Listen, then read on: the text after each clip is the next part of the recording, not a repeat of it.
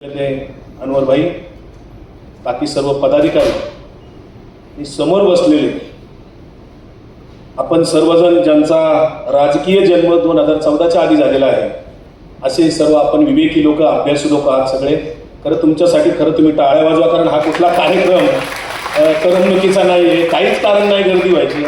मला प्रश्न पडला होता की आपण तर काही एवढे मोठे नाही आहेत की बाबा आपल्या नावावर लोक जमतील. मानव सरांच्यावर जमतात, श्याम मानव सरांना कुठे गेले तरी महाराष्ट्रात गर्दी जमते, पण लोक जमली आणि इथे लोक आणावी लागत नाहीत. आम्ही ज्या राजकीय पक्षात सगळे कुणीही काम करतं, सगळ्याच राजकीय पक्षात लोक आणावी लागतात बऱ्याच वेळा, पण इथे सगळे तुम्ही अभ्यासक आहात, विवेकी लोक आहात, विचार करणारी लोक आहात आणि तुम्ही स्वतःहून वेळ काढून इथे येतात. त्याबद्दल मला खरंच तुमचं कौतुक वाटतं. मला ज्या कारणाने बोलवलं त्या विषयावर मी थेट येणार आहे. मला जो वेळ दिलाय त्या वेळेमध्ये मी माझं मनोगत संपवेल. घुसखोर या शब्दामुळे वाद सुरू झाला. आमचे नेते आदरणीय पद्मविभूषण शरदचंद्रजी पवार साहेबांनी 2023 मध्ये यशवंतराव चव्हाण प्रतिष्ठानच्या एका विशेषांकामध्ये एक लेख लिहिला होता आणि ते लेखामध्ये एक वाक्य होतं की संतांच्या भागवत वारकरी संप्रदायामध्ये प्रतिगामी विचारांच्या लोकांची घुसखोरी झालेली आहे आणि तिथे ते धर्मांध विचाराला खतपाणी घालतायत. त्यामुळं इथे अनेक प्रश्न निर्माण झालेत, असं एक त्यांचं वाक्य होतं. आणि तोच लेख पुन्हा एकदा काही दिवसापूर्वी पुनर्प्रकाशित झाला शासनातल्या काही महिला साहित्यिकांच्या विशेषांकामध्ये आणि त्याचं डिबेट झालं चॅनलवर. वेगवेगळ्या पक्षाचा प्रवक्ता म्हणून मी त्या डिबेटला 1-2 चॅनलवर गेलो होतो आणि तिथे मी ती माझी बाजू मांडत होतो. खरं तर हा जो विषय आहे हा राजकीय नाही आहे, हे मला नम्रपणाने आपल्याला सगळ्यांना समजून सांगायचं आहे. हा वैचारिक आणि सांस्कृतिक विषय आहे. घुसखोर शब्दाला अजून पर्यायी शब्द नाहीये. म्हणजे चोराला अजून चोरच म्हणतात, दारुड्याला दारुड्याच म्हणतात, एखाद्याच्या घरात घुसला कोणी किंवा त्याला घुसखोरच म्हणतात, भ्रष्टाचाराला भ्रष्टाचारीच म्हणतात. तसं एखाद्या विचारावर किंवा विचार प्रणालीमध्ये एखाद्याने घुसला आणि त्याचे स्वतःचे विचार तिथं मांडत असेल, आता या विचारपीठावर इथं ठरलेले बाबा हे 4 वक्ते थोडं, आणि इथे येऊन कुणी अचानक येऊन आला आणि बोलायला लागलं तर ती घुसखोरीच ठरते. म्हणून पर्यायी शब्द नाही म्हणून घुसखोर म्हणतोय. ही वैचारिक घुसखोरी आहे. खरं तर भ्रष्टाचाराबद्दल खूप बोललं जातं. आर्थिक भ्रष्टाचार असेल, प्रशासनातला भ्रष्टाचार असेल, पैशाच्या सगळ्या भ्रष्टाचाराबद्दल खूप बोललं जातं. पण मी तर या मताचा आहे की आर्थिक भ्रष्टाचारापेक्षाही जास्त वैचारिक भ्रष्टाचार किंवा सांस्कृतिक भ्रष्टाचार जास्ती धोकादायक आहे. कारण तो समाजाला बौद्धिक गुलामगिरीत नेतो, अज्ञानात ठेवायचा प्रयत्न करत असतो. जो विषय घुसखोरीचा आहे, जे घुसखोर ज्याला म्हटलं, पवार साहेबांनी वाक्य वापरली पण कोण घुसखोरी नावं सांगितली नाही. मला जेव्हा काही पत्रकार आणि काही लोक विचारायला लागले की तुम्ही कोणाला घुसखोर म्हणता, मग मी अभ्यास केला. मी वारकरी संप्रदायातलाच आहे. माझ्या घरात 3 पिढ्याचा वारकरी संप्रदाय आहे. वडिलांच्या बरोबर लहानपणापासून आळंदी, देहू, पंढरपूरला जाण्याची सवय आहे. लहानपणीच गळ्यात माळ घातलेली आहे. शाळेत असतानाच वडील घरात नित्यनेम असायचा, ज्ञानेश्वरी वाचायची, तुकाराम गाथा वाचायची, हरिपाठ करायचा, नित्यनेम असायचा. त्यामुळे वारकरी संप्रदाय मी जो पाहिला आणि आत्ताचा वारकरी संप्रदाय पाहिला तर मला ते फारच मोठी तफावत दिसते. आणि म्हणून मग अभ्यास करत करत गेली काही वर्ष ही सल होती मनामध्ये. अनेक वारकऱ्यांच्या मनामध्ये ती आहे. तुम्ही देहू, आळंदी, पंढरपूरला जर गेला, जुन्या वारकऱ्यांची जर तुम्ही बोलायला लागला, जुन्या कीर्तनकारांशी जर तुम्ही बोलायला लागला, खरे वारकरी, तर ते तुम्हाला निश्चितपणे अस्वस्थ दिसतील. वारकरी संप्रदाय आणि महाराष्ट्र याचं अतूट नातं आहे. हा वारकरी संप्रदाय कधी सुरू झाला, कुणी सुरू केला, का सुरू केला, या प्रश्नाकडे जायला पाहिजे. खरं ही जी लढाई आहे ती तिथं कळते. संत नामदेव महाराज असं म्हणाले, आम्हा सापडले वर्म करू भागवत धर्म. हा जो भागवत धर्म संतांचा जो नामदेव महाराजांनी उच्चारला पहिल्यांदा, हा काय भागवत धर्म आहे नेमका, हा कधी समजून घ्यायचा आणि कोण समजून घेणार, का सुरू करावा लागला. 13व्या शतकामध्ये चक्रधर स्वामींना महानुभव पंथ सुरू करावा लागला. महात्मा बसवेश्वरांना लिंगायत धर्म किंवा लिंगायत पंथ सुरू करावा लागला. आणि नामदेव ज्ञानदेवांनी भागवत वारकरी संप्रदाय सुरू केला. भागवत धर्म अर्थात वारकरी संप्रदाय. सुरू केला. मग जर इकडे वैदिक सनातन धर्म होता, प्रचलित होता, तर मग हे काय सुरू झाले? आता जर कोणी म्हणत असेल ही दोन्ही एकच आहेत, एकाच झाडाच्या फांद्या आहेत वगैरे असं बोलतात, आपलं काहीही प्रतिवाद करतात, कसाही करतात, त्याला शेटा बोर्ड काही नसतं, आधार नसतो. जर वैदिक सनातन धर्म इथं प्रचलित होता तर हे का सुरू करावे लागले याच्या खोलात जर आपण गेलो, त्या प्रश्नाच्या मुळाशी जर जायला लागलो तर लक्षात येतं आपल्या की काहीतरी गडबड होत. वैदिक सनातन धर्म, आता मी महानुभाव किंवा चक्रधर स्वामींचा लिंगायत धर्माचा आता इथं प्रतिपादन फारसं करणार नाही, पण तुमच्या पुढे ते मांडून ठेवला विषय की का सुरू झाले, त्यांच्या प्रथा परंपरा हे सगळं काय आहे. संतांनी जो वारकरी संप्रदाय सुरू केला तो भागवत धर्म, ज्याची पताका काळूच्या रंगाची होती आणि ती दोन टोकाची नव्हती बरं का, अशी नव्हती, अशी होती, म्हणजे एकच टोक होत, एकाच टोकाची होती. आता जे राजकीय झेंडे आहेत ना पक्षाचे, भगवे झेंडे आहेत ना, त्याला दोन टोक आहेत बघा. आणि तेच आता झेंडा काही वर्षापूर्वी वारकरी संप्रदाय सुद्धा तर दोन टोकाचाच वापरायला लागले काही लोक, काही म्हणतोय मुद्दाम. मूळ नामदेव महाराजांचा जो ध्वज आहे राष्ट्र आपला जो वारकरी संप्रदायाचा, तो एक टोकाचा आणि काळूच्या रंगाचा आहे, पांढरा शुभ्र वेश आहे सगळ्यांचा. हा जो भागवत वारकरी संप्रदाय आणि वैदिक सनातन धर्म आहे याचा फरक आपल्याला बघावा लागेल. कारण संत जो विचार मांडत होते, जी भूमिका घेत होते, त्यावेळेचा समाज जो होता 12व्या-13व्या शतकामध्ये प्रचंड कर्मकांडात अडकलेला होता, अंधश्रद्धेमध्ये अडकलेला होता, पुरोहितशाहीमध्ये अडकलेला होता, जाती वर्ग व्यवस्थेमध्ये अडकलेला होता. वेदाचं अध्ययन किंवा पठण किंवा श्रवण करण्याची परवानगी नव्हती, शिक्षणाची परवानगी नव्हती. मी त्याच्या आधीच्या इतिहासात जात नाही, एकलव्याचा अंगठा कसा घेतला वगैरे खूप गोष्टी आहेत जुन्या इतिहासामध्ये. पण मग हे संतांचं जे काम चाललं होतं, जर चांगलं होतं काम, तर त्यांना त्रास का झाला आणि कुणी त्रास दिला? संतांचा भागवत वारकरी संप्रदाय ज्या काळामध्ये प्रस्थापित होत होता किंवा वाढत होता, त्या काळामध्ये इथे कोणाची सत्ता होती या देशामध्ये? कोणाची राजवट होती? याच्या खोलाशी जावं लागेल ना, आपल्याला बघावं लागेल ना. संतांना त्रास देणारे कोणी मोगल नव्हते. संत ज्ञानेश्वरांचं किंवा भावंडांचं पैठणच्या धर्मपीठाशी काय भांडण होतं? बांधाला बांध होता का त्यांचा? काय जमिनीचं लिटिगेशन होतं का? पैशाचे व्यवहार होते का? कसलं भांडण होतं? का माऊलींना तिथे जाऊन न्याय मागावा लागत होता, स्वतःला सिद्ध करावं लागत होतं, आणि तरी सुद्धा धर्मपीठाने पैठणच्या माऊलींना न्याय दिला नाही. त्यांच्या आईवडिलांना देहांत प्रायचित्त घ्यावं लागलं का? काय केलं पुन्हा त्यांनी? तर म्हणे गृहस्थ आश्रमातून तुम्ही संन्यासी झाला होता आणि पुन्हा गृहस्थ आश्रमात आला, हे तुमच्याकडनं घोर पाप झालं. आणि ते धर्मात त्याला काही तरतूद नाही शिक्षा द्यायची, पण तुम्हाला देहदंडच. आणि मग त्या माऊलींना, त्यांच्या भावंडांना तुम्ही सगळे जाणतात, ते वाळीत टाकलं, त्यांच्या प्रचंड हाल अपेष्टा त्यांना घ्याव्या लागल्या, माधुकरी मागायची, ती पण कोणी वाढणार नाही. काय छळ झाला असेल आतूनात, सहन करू शकणार नाही आपण कुणी, इतका छळ झाला. त्यांचं मला अजूनही कळत नाही की निवृत्तीनाथ म्हणे कुणं तिकडे, त्र्यंबकेश्वरच्या तिकडे निवृत्तीकडे, सोपान काका कुठे? सासवडला. आणि मुक्ताई छोटी चिमुकली, जिने संत शब्द पहिल्यांदा वापरला, त्याच्या आधी संत शब्द अस्तित्वात नव्हता. जेव्हा ज्ञानदेव ताटी लावून कोंडून घेतलं होतं स्वतःला, तेव्हा मुक्ताईने जे काय अभंग उच्चारले त्याच्यामध्ये संत शब्द आला पहिल्यांदा. ज्ञानदेवाला ते म्हणतात तुम्ही संत ना. मुक्ताई कुठे आहे? मुक्ताईची शोधच लागत नाही आज पण, नेमकं मुक्ताईचं स्थळ कुठे? मुक्ताईनगरला म्हणतात खरं, पण अनेक मंदिर आहेत मुक्ताईची. मुंगी उडाली आकाशी असा एक अभंग आहे. आता ती मुंगी आकाशी कशी उडाली मला त्याचा काय अर्थ समजला नाही अजूनपर्यंत. ज्ञात लोकांनी मला जरूर सांगावं. मी फार विद्वान आहे, प्रकांड पंडित आहे, तर्कतीर्थ कोणीतरी किंवा ज्ञानपीठ पुरस्कार असलेला माणूस नाहीये मी, पण माझा मेंदू, माझी विवेक बुद्धी शाबूत आहे. वाचलेलं मला समजायला लागतं आणि मी समजल्यानंतर मी स्वस्त कसा बसेल. म्हणून ज्ञानदेवांचा भावनांचा का छळ झाला, तिथपासून नामदेवांच्या कुटुंबातील 14 व्यक्तींनी पंढरपूरच्या द्वारामध्ये समाधी घेतली 14 लोकांनी. मी जेव्हा वाचतो तेव्हा त्याचं लॉजिकही मला कळत नाही. काय केलं नामदेवांनी? नामदेव ज्ञानेश्वरांपेक्षा 6 वर्षांनी मोठे होते.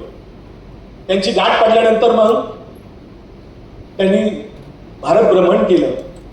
उत्तरेपर्यंत गेले नामदेव महाराज, इकडे पंजाब पर्यंत गेले. संत नामदेव महाराजांना ना महाराष्ट्रात जेवढा मान सन्मान नाही ना तेवढा शीख लोक किंवा पंजाबचे लोक मानतात. त्यांच्यासाठी फार ते अस्मितेचा प्रश्न आहे त्यांच्यासाठी, महाराष्ट्रासाठी नसला तरी. दुर्दैव आहे खरं. पंजाबच्या लोकांना, शीख लोकांना नामदेव महाराज कळाले, पण आम्हाला नाही कळाले. हो, यारे यारे लहान थोर याती भलते नारी नर, सगळ्यांना बोलवलं जवळ. हो, आता हा जो फरक मगाशी मी म्हणत होतो, तो फरक काय? पुढे एकनाथ महाराजांनाही छळ झाला. एक संत निर्विवाद सुटलेले नाही. नामदेवांच्या समकालीन जे काही संत होऊन गेले त्या सगळ्या संतांचा छळ झालेला आहे. सावतोबांचा झालेला आहे. मी सावता माळी म्हणणार नाही, गोरा कुंभार म्हणणार नाही. मी सावतोबाच म्हणेल, गोरोबा काकाच म्हणेल. ते जाणीवपूर्वक कोणीतरी रचलंय, त्याची जात दाखवायची मुद्दा म्हणून. गोरोबा काका नाही म्हणायचं, गोरा कुंभार म्हणायचं, सेना नाही म्हणायचं. हे जाणीवपूर्वक कोणीतरी रचलंय, जात दाखवायची. पुन्हा एकदा 18 पगड जातीचे संत होऊन गेले आमच्याकडे. 18 पगड जातीचे संत होऊन गेले. सनातन वैदिक धर्म जो आहे ना, तिकडे 4 वर्ण सांगितले. 4 वर्णामध्ये एका बाजूला हेच सांगतात पुन्हा की परशुरामाने 21 वेळा पृथ्वी क्षत्रिय केली. हो, त्याचंही गणित मला कळलं नाही. एकदा मी क्षत्रिय झालो, पुन्हा पुन्हा कशी काही 21 वेळा होईल? एखाद्या माणसाला एकदा मारला समजा, 21 वेळा कसं काय मारायचं? ते मला काही लॉजिक अजून कळलं नाही. प्रकांड पंडित लोकांनी ते आम्हाला सांगावं नाही. बरं, जाऊ द्या. ते म्हणजे आता क्षत्रिय संपलेले आहेत, मी क्षत्रिय झालेले. आता 2च वर्ण राहिले, ब्राह्मण आणि शूद्र. ब्राह्मण ही जात नाही बरं का, मी खूप वाचलंय. ब्राह्मण हा वर्ण आहे, वर्ण. आणि कुणाही ब्राह्मणांना राग यायचे काही कारण नाही. हो, ब्राह्मणाला ब्राह्मण म्हणले राग यायचे काही कारण नाही. अट्रॉसिटीचा कायदा तर नाही येणार आता. येऊ शकतो बरं का, काही सांगता येत नाही. न मागता आरक्षण मिळाले. जरांगे किंवा इकडे ओबीसीचे किती लोक वरडू द्या, धनगर किती वरडू द्या, त्यांचं काय प्रश्न सुटणार नाही. इकडे न मागता महामंडळ झालं, न मागता आरक्षण झालं. असू द्या, तिकडे मला जायचं नाही. पण वैदिक सनातन धर्म आणि संतांचा भागवत धर्म याचा फरक जरा मी सोप्या भाषेत सांगतो. त्याचे अनेक प्रमाण पण देता येतील मला. वैदिक सनातन धर्माचं आराध्य दैवत आणि संतांच्या भागवत वारकरी संप्रदायाचं आराध्य दैवत वेगवेगळं आहे. वैदिक सनातन धर्माचं आराध्य दैवत ब्राह्मण आहे, ज्याला भूदेव म्हणतात. आणि संतांच्या भागवत वारकरी संप्रदायाचं आराध्य दैवत पंढरपूरचा पांडुरंग आहे, जो निशस्त्र आहे. कुठल्याही शस्त्र नाही हातामध्ये. त्याच्या पायावर डोकं ठेवून दर्शन घेता येतं, हात लावून दर्शन घेता येतं. बाकीच्या तुम्ही कुठल्याही मंदिरात जा, 10 फुटाहून लांबून दर्शन घ्यावं लागतं. गाभाऱ्यात जाऊन हात लावून दर्शन नाही मिळत तुम्हाला. मग ते पुण्यातल्या गणपतीला जा, नाहीतर मुंबईच्या गणपतीला जा, नाहीतर 12 ज्योतिर्लिंगाला जा, नाहीतर कुठेही जा किंवा अष्टविनायकाला जा. हात लावून दर्शन फक्त पांडुरंगाचंच मिळतो. पायावर डोकं ठेवता येतं पांडुरंगाच्या. निशस्त्र आहे, ते आराध्य दैवत आहे वारकऱ्यांचं. वारकऱ्यांना दुसरा देव नाही. वारकऱ्यांची काशी सुद्धा पंढरपूरच आहे. आता वैदिक सनातन धर्माचं आराध्य दैवत वेगळं, भागवत धर्माचं आराध्य दैवत वेगळं. वैदिक सनातन धर्माची आराधना पद्धती वेगळी आहे. वैदिक सनातन धर्माची आराधना पद्धती काय आहे? योग, याग, विधी, होम, हवन, यज्ञ, व्रत, वैकल्य, अशा पद्धतीने सगळं कर्मकांड वगैरे सगळं करावं लागतं. आणि ते सगळं केल्यानंतर मग देवाकडे जाता येतं किंवा मोक्ष प्राप्ती वगैरे सांगितलेली आहे. संतांनी याच्यावर मार्ग काढला. संत म्हणले, माऊलींनी सांगितलं, योग, याग, विधी येणे नो हे सिद्धी, वायाची उपाधी दंभ धर्म. योग, याग, विधी करून तुम्हाला कुठलीही सिद्धी मिळणार नाही. उगाच दंभ म्हणजे अहंकार निर्माण होईल की मी एवढे याग केले, एवढे विधी केले. संतांनीच नाकारले होते. आणि मग शॉर्टकट सांगितलं संतांनी, देवाकडे जायचं ना म्हणले, काय नाही तुम्ही रामकृष्ण हरी म्हणा, उघड मंत्र दिला. आणि आराधना पद्धती काय सांगितली? इकडची आराधना पद्धती मी तुम्हाला सांगितली. आता संतांनी जी काही वारकरी संप्रदायाच्या वारकऱ्यांना आराधना पद्धती सांगितली ती अत्यंत साधी सोपी सांगितली. 108 महिन्यांची गळ्यात तुळशीची माळ घाला, गोपीचंदनाचा टिळा लावा, आषाढी कार्तिकीची वारी करा आणि एकादशीचं व्रत करा, काकड आरती म्हणा, भजन म्हणा, कीर्तन श्रवण करा, हरिपाठ म्हणा आणि नामस्मरण करा, तुम्हाला देव भेटेल. शॉर्टकट आहे ना. मध्यस्थच काढून टाकला हो.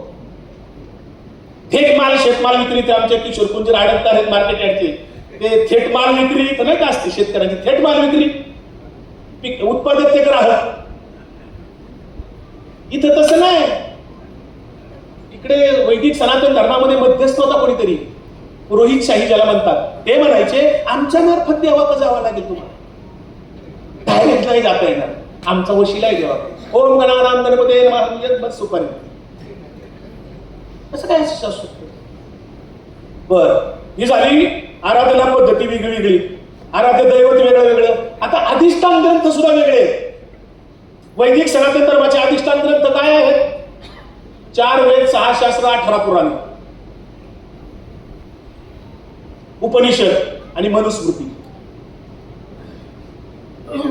भागवत वारकरी संप्रदायाचे ज्याला प्रस्थानत्रयी म्हणतात वारकरी, ते गीता भागवत, ज्ञानेश्वरी, एकनाथी भागवत, तुकोबांची गाथा, हरिपाठ, सर्व संत वाङ्मय, याच्या पलीकडे कुठलेही अधिष्ठान ग्रंथ नाही. पण अलीकडच्या काळामध्ये घुसखोरी ज्याला म्हणतो, हे घुसखोर झालेले लोक संत वाङ्मयाचं सोडून विसंगत विचार तिथे सांगतात. तुकोबांच्या गादीवर येऊन मंबाजीचे विचार सांगतात. हो, त्यांनी एका गादीवर कोणत्या तरी नाचायला पाहिजे. एक तर मंबाजीच्या गादीवर तरी नाचायला, ते इकडे तरी नाचा ना. त्यामुळे अधिष्ठान ग्रंथ दोन्हीचे वेगवेगळे आहेत, आराधना पद्धती वेगळी आहे, आराध्य दैवत वेगळं आहे आणि तीर्थक्षेत्र सुद्धा वेगळी आहेत. वैदिक सनातन धर्माचं तीर्थक्षेत्र काशी प्रयाग इकडचे आहेत आणि संतांचं वारकरी संप्रदायाचं तीर्थक्षेत्र हे पंढरपूर आहे. पंढरपूरला काशी म्हणले. हो, पंढरपूरला काशी म्हणलं.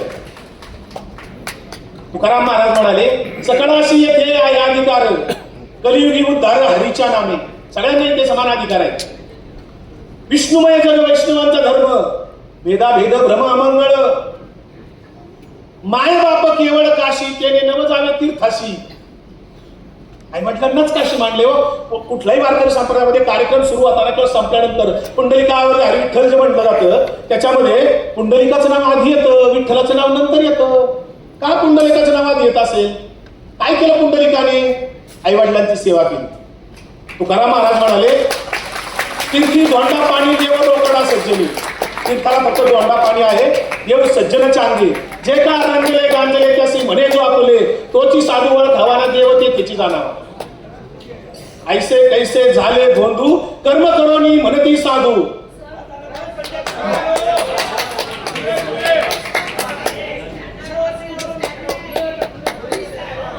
काय माझी वेळ संपली का? वेळ संपली का? ठीक आहे, मी वेळ माझी 20-25 मिनिटाची 20 मिनिटं झाल्यात, मी अजून 5 मिनिटं घेतो. ज्यांना ऐकायचं नसेल त्यांनी गेलं तरी चालेल. ज्यांना ऐकायचं नसेल त्यांनी गेलं तरी चालेल, नो प्रॉब्लेम. परंतु हे जे काय वर्णवर्चस्ववादी लोकांनी घुसखोरी केलेली आहे, पुरोगामी विचारात ज्याला म्हणतो तो अर्थ बाजूला ठेवू आपण कदाचित, पण वर्णवर्चस्ववाद. आजच एक व्हिडिओ माझ्या सोशल मीडियामध्ये टाकलेला आहे. गोविंद देवगिरी काय म्हणतात, आज त्या म्हणजे अधिक महिना सुरू झालाय आणि त्याच्यात काय करणार आहेत, सत्यनारायण वाचणार आहे आणि 13 ब्राह्मण जोड्यांना रोज जेवायला घालणार आहेत. तुमची गादी तिकडे आहे ना. संतांनी किंवा सगळ्यांनी स्वातंत्र्य दिले. भारताच्या राज्यघटनेने प्रत्येकाला श्रद्धा आणि उपासनेचं स्वातंत्र्य दिलेलं आहे. प्रत्येक जण आपापल्याप्रमाणे कोणत्याही देवाची श्रद्धा उपासना करू शकतो. पण याचा अर्थ असा नाहीये की मंबाजीच्या विचारसरणीच्या लोकांनी तुकोबाच्या विचारसरणीवर येऊन आपलं अतिक्रमण करावं. तुमचे विचार तुम्ही करत राहा ना, त्याच्यासाठी ज्ञानोबा तुकोबाची गादी वापरू नका.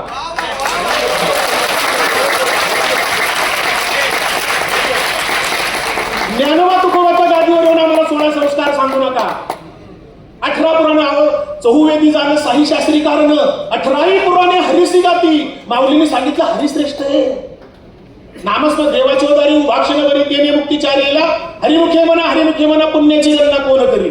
इतकं साधं सांगितलंय आम्हाला. कुठला हो भावन यज्ञ याग विधी नाही सांगितला आजपर्यंत. महाराष्ट्रातल्या कुठल्याही संतांच्या मंदिरामध्ये कुठेही हो भावन यज्ञ याग झाल्याचं मला दाखवून द्या. पंढरपूरच्या पांडुरंगाच्या मंदिरामध्ये कधी हो भावन यज्ञ याग झाला का दाखवून द्या.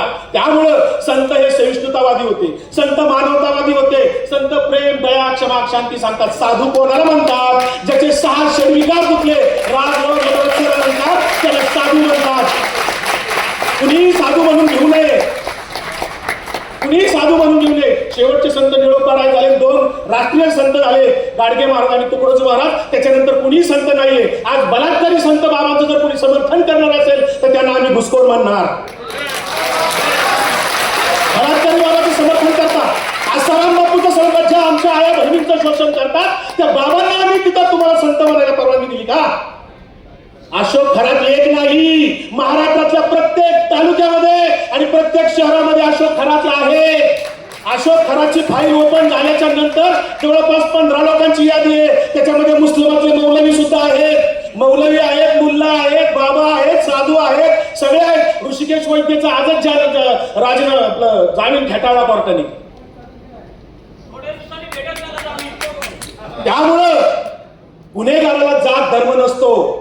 गुन्हेगार असतो जो आया बहिणींची आबरू लुटायचा प्रयत्न करतो, काहीतरी आम्हीच दाखवतो, महिलांचं शोषण करतो, आर्थिक शोषण पुरुषांचं करतो, वेगवेगळ्या प्रकारे शोषण चाललंय. आणि संतांनी आम्हाला याच्यासाठी काहीतरी शिकवलंय हो. संतांनी आम्हाला दया क्षमा शांती शिकवली हो, प्रेम सहिष्णुता शिकवली हो, माणसाने माणसाशी माणसाप्रमाणे वागायला शिकवलं हो. परमार्थिक होण्याचा त्यालाच अधिकार आहे जो आत्मपरीक्षण करतो, आत्मनिरीक्षण करतो आणि स्वतःचे दोष निवारण करण्याचा प्रयत्न करतो, त्याला परमार्थिक म्हणावं. खूप काय बोलण्यासारखे मी 2 तास बोले, परंतु मी माझा जो काय हल्ला झाला होता, जो महत्वाच्या आळंदीला मी प्रवचन संपून येत असताना रस्त्यात गाडी आणून माझ्यावर जो हल्ला केला संग्राम भंडारेंनी, तो संग्राम भंडारेच्यावर अनेक गुन्हे दाखल आहे. तो गुंड प्रवृत्तीचाच आहे, पण मी मरणाला भीत नाही. मला 25 वर्षापूर्वी मरणाचा अर्थ कळलाय, जीवनाचा अर्थ कळलाय. करून तुम्ही करणार काय? मारणारच ना. अरे याच पुण्यामध्ये आगरकरांची जिवंतपणे तुम्ही प्रेतयात्रा काढली होती. तुम्हाला रानडे चालत नाहीत, आगरकर चालत नाहीत, कर्वे चालत नाहीत, गंबा सरदार चालत नाहीत, तर्कतीर्थ लक्ष्मण शास्त्री घोषी चालत नाहीत. तुम्हाला चालतं तरी कोण? यशवंत जोशी चालत नाही तुम्हाला. हा बोल ना. दाभोळकर चालत नाहीत. कोण चालतं तुम्हाला? गोळवलकर, हेडगेवर, कोणच नाही केला. गोडसे. आम्ही तुकारामाच्या बाजूला. तुकाराम की नथुराम? फोन करतो. तुम्हाला विचारतो, तुकाराम की नथुराम? तुकाराम की नथुराम? तुकाराम की नथुराम? रामकृष्ण हरी.